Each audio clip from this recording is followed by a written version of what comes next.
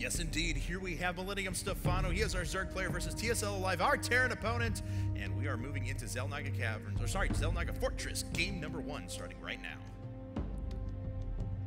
And there's your anticipation screen. I know, the suspense screen, the anticipation screen. I love it. Yes, being so excited. All right, of course, we have down at the bottom of the map, we have our purple Terran player from the team TSL, the SCV Live. It is Alive. Give a big round of applause for Live if you like him. Even if you don't, just do it anyway because he's a great player. And up at the top of the map, our Zerg player, the winner of a very exciting match versus EG Hawk. It is Millennium Stephano. And here we have it. So Stephano decides that, you know, I took down one Code S player. I'm ready for my second here in just a second. We'll see if he has what it takes. Start calling him the Code S killer, man. Yes, indeed. We'll see how he Showing does. me that, like you mentioned before, a little bit that he should head over to Korea. But man, I think he'd have very real opportunity to take down some top names and advance pretty far into we'll GSL. See if he ever makes it out there. Watching these, yeah, for sure. And the actually the GSL just announced the tournament in December where the winner of IPL 3 is going to compete in that. The Blizzard Cup, GSL actually. Event. So, yeah, the Blizzard IPL Cup. champion not only will take home $30,000, but would also advance to play in that Blizzard Cup. Yeah, that's right. So Stephano might be that player to do that. We'll see. And here we have it. So, I'm curious what Alive's strategy is going to be versus Zerg player. He played a lot of Terran players in his qualification run through the IPL brackets, but... Oh, look at that. We have... Barracks on the low ground. Yes, indeed. It's not a Makarax because it's the first barracks. But if he has another one, that will turn into a Makarax, I believe, right? The Makarax has to be second. It has to be one barracks in your main base, then another one. And technically, it's not even at your natural, so it's not a Makarax. Yep. We do have a refinery being added into the mix as well, so that's right. We'll see what Alive wants to do with this. However, Stephano did decide to fast expand, opening up with Hatch first, moving to Pool after that in just a second. Well, the nice thing that you can do with a forward barracks like that is that you can put a little bit of pressure on your opponent. You can build that bunker, you can get a few Marines there, put a little bit of pressure. It doesn't really matter if it does a lot of damage or not. You just make the Zerg think more. Hopefully make them make a few more Lings rather than drones. Oh, but sure.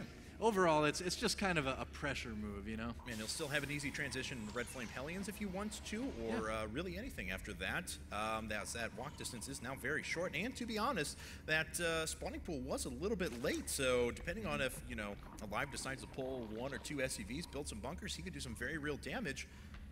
Well, we see a lot of Terran players going mostly Marine tanks still against Zerg. I mean, that's just a standard. We have seen a few players recently try more of a mech style, which is fun. I like mech myself, but on a map like this, Marine tank would be superior, I would think. It's a little bit easier if you don't want to put up a lot of turrets and base defense if your opponent goes Mutas, to run your Marines around to defend that, then try to move your Thors and things like that. And here we have it. Bunker number 1 is on the way, but a lot of drones were pulled. We'll see if Alive has the micro to go ahead and force a lot of lost mining time. He's actually running down onto the low ground to a second Marine, so a couple of drones could very well go down. Looks like this bunker is not going to get up, at least for the time being. We'll see if another SCV comes back. Already a couple of Lings out there when he cancels. That SCV went all the way to the mineral line. He just wanted blood. That's a violent SCV. He's like, I should have been a Marine. I checked the wrong box on my Terran application. I made me SCV. And Reactor coming up now with this barracks, so we are going to see a tech switch here in just a second. We'll see some Reactored Hellions coming out, and a command center being added to the wall there. Hey, all right. Might as well make it as high HP as possible for the time being. Yeah. Why not? I mean, you do see a lot of players do this, use that command center for their wall in, and I mean, why not? Makes it that much stronger. Makes you able to hide your production buildings a little bit better, so your opponent has that much less information. I mean, you hear it all the time. StarCraft 2 is a game of limited information, so the more you can limit your opponent, the better position you'll be in. And or drones. Also a game of drones. A game of drones. Yes. When you play the game of drones, you win or you die. Cat's pajamas. That's true. It's true. Yeah. And Stephano playing the game of drones very well. He defended the initial bunker harass pretty well. On top of that, he's already got 2 spine crawlers in very, very good position. Looks like this one will be rooted in time to go ahead and defend against the Hellions that are making their way out. So Alive is not going to find a ton of success with these. Maybe he'll just defy our expectations and run right on by, but Stephano's well prepared to take this. I hope he doesn't try to run by. It's something a lot of players like try to do. They're like, oh, I need to kill drones, I need to kill drones. But in reality, the advantage of those early game Hellions is to limit creep spread and get that map control again. I mean, early game is all about map control. So however you can do that, that's good. Alive only produced 2 as it was. It immediately switched off of that, constructing another barracks where that reactor was. So he's moving right into Marine tank. Yep, making just 4 Hellions and just keeping, you can see him, he's just parking right outside the creep in position where if a creep tumor goes down, they'll kill it right away. That's a great thing to do. You see a player like Slayer's MMA actually is very famous for being one of the first players to do that a lot. Yeah, certainly. So really do that every game. You saw it, once in a while, but a lot of the Terran players on Slayers really were the originators of using the Hellions for control rather than just sneaking in to try to kill gatherers. And Starport already being added for Alive as well, so he is going to not try and make some sort of a very quick timing just off of the racks. Oh, is he going to try to run in? He's going to go into the main. Oh, nice block on the ramp with those Zerglings, but the Hellions are going to get in anyway. They have taken some damage, though. Uh-oh, he's lining up the drones. Oh, wow, that's actually a good bit of economic damage. I've got to say, Alive doing far more damage than I had anticipated. Take a look at the workers killed, already 8, now 11, and continuing to increase. Yeah, Stephano slipping up just a little bit there. Looks like he's going to be able to clean up these Hellions, but so many kills there. Let's take a look at the units lost tab. 11 drones biting the dust. It's going to slow him down a little bit. One random SUV sitting out in the middle of nowhere. Might have been the bloodthirsty one from earlier. Holding the fort down, though. I could have been a contender. I should have been a Hellion.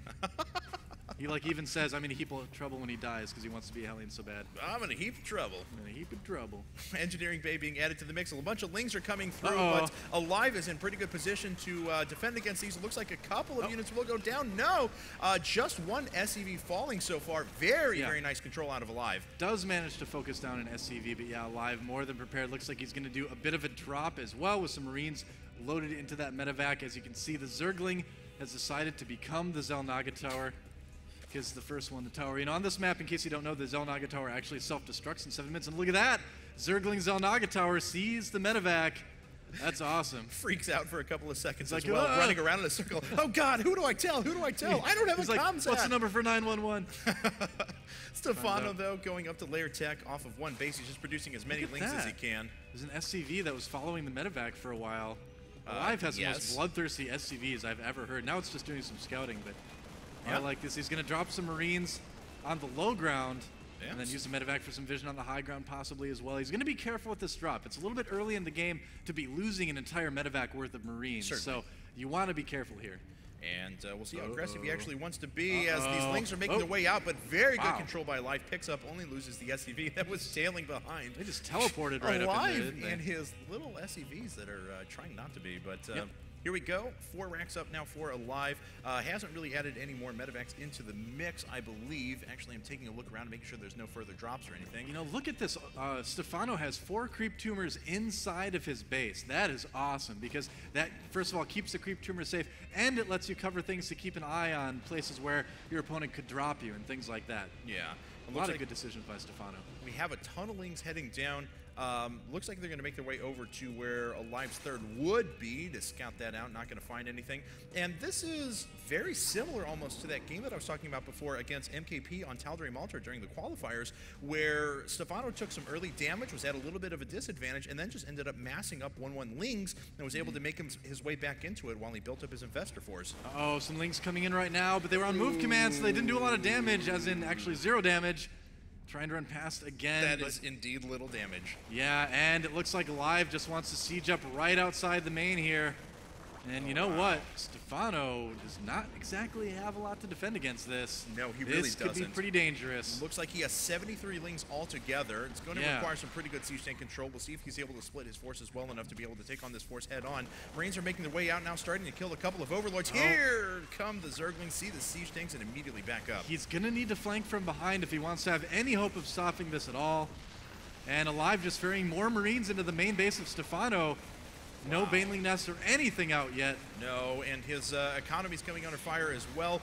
Stephano finally starting to swing a few Lings in, but doesn't kill too many. Here we go. But here he's swinging around from the bottom. How much damage is he going to be able to do? Alive actually tucks himself into a very, very good choke point, a ramp, but Stephano does find a way to clean up that attack force. Yeah, Stephano will take out those tanks. Oh, no, the drones! Drones! Oh, the humanity, the drone manatee, the Zerg manatee. Oh, all those manatees. That's right. And Alive is going to run away now. There's more manatees than actual manatees. I heard they're like endangered or something now. Sorry, that's enough for me. Yes, it's really Doa. It's not an imposter, yeah. Oh, manatees. Here we go. Alive going to make his way out to the front. We have a lot of Zerglings now, but unfortunately they're not going to be able to attack that head on. Looks like that's all Stephano can do at the moment. He's falling farther and farther behind on economy. He's got to be able to take a decisive advantage in engagement where he can actually run his way back and start inflicting economic damage, but Alive is just not letting him have that opportunity. Yeah, Alive is just being merciless with this drop play. It's like he sat next to MMA on the plane yesterday, and MMA kind of like rubbed off on him as far as like his EVT goes. I see manatees everywhere. Alive going to make his way up now. He is going to pick off a queen and a bunch of overlords. The hatchery, the macro hatch is finally going to go down. Stephano actually going for the counterattack. Alive lifts his supply depot at just the right time. Wow. And he's going to remain pretty well defended with these 2 siege tanks and a handful of marines. Yeah, I think so. I mean, Stephano's trying to find a way to do damage. Again, the main is needed to be evacuated. The spine crawler is going to be taken down. And look at this, 133 supply to 74 for Stephano right now. He's falling farther and farther behind. Goodbye, Infestation Pit. Here he goes. He's trying to take out these tanks again, and he should be able to do it. Yeah, but these Marines have already inflicted quite a bit of damage. These Zerglings were not terribly cost effective, and actually they're going to get cleaned up anyway. These Marines are actually going to be able to kite these Zerglings for quite a while and then pick up in the medevacs and run away. So Alive continuing to do just an enormous amount of damage. You know, every time Stephano kills off the army of Alive, he has to pay the biggest price in units. Like, Alive is always in a position where it's like, yeah, you can kill my units, but if you're going to do it, you're going to lose as much as you possibly can doing it. Yeah, these Zerglings are starting to lose their cost effectiveness as well, just as you're mentioning. And then Stephano just can't go back to droning. He has to produce units, but Alive stimming everything up. He's going to go right after this hatchery. He's taking out a ton of lings.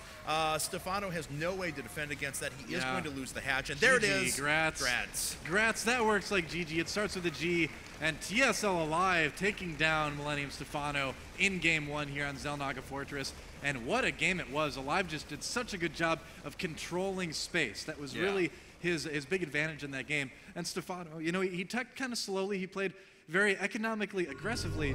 And I think that kind of came back to haunt him a little bit. I suddenly have the hiccups for a moment. So no, that's fine. Take it Quite right. Indigestion. There it is. But we're going to move to game number 2 in just a second. But yeah, again, a very, very good style out of Alive. Opened up